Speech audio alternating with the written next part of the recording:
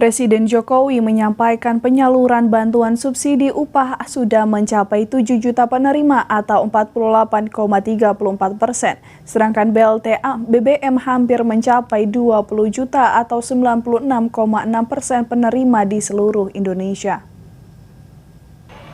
Hingga kini penyaluran bantuan subsidi upah atau BSU di seluruh Indonesia telah mencapai 7 juta penerima atau sebesar 48,34%.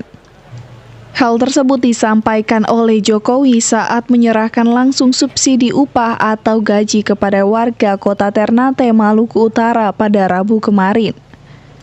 Jokowi juga mengatakan bantuan ini akan dipercepat oleh Menteri Ketenagakerjaan dan akan terus dipantau langsung terutama daerah-daerah yang jauh dari ibu kota. Selain itu, Presiden juga menyerahkan bantuan langsung tunai atau BLT BBM yang secara keseluruhan telah tersalurkan hampir 20 juta penerima atau sebanyak 96,6% di seluruh Indonesia.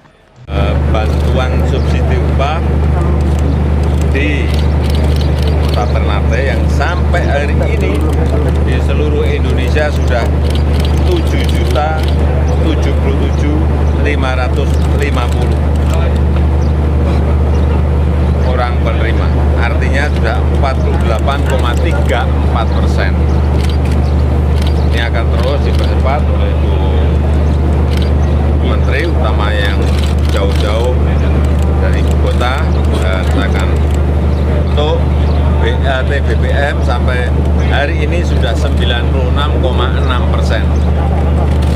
Sudah di 508 kabupaten dan kota ini juga sudah hampir 20 juta, sudah 19.955.471 penerima sudah.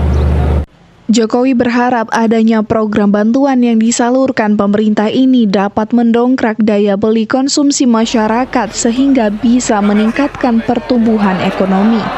Dari Maluku Utara, Opik Syarifuddin melaporkan untuk Kawanua TV.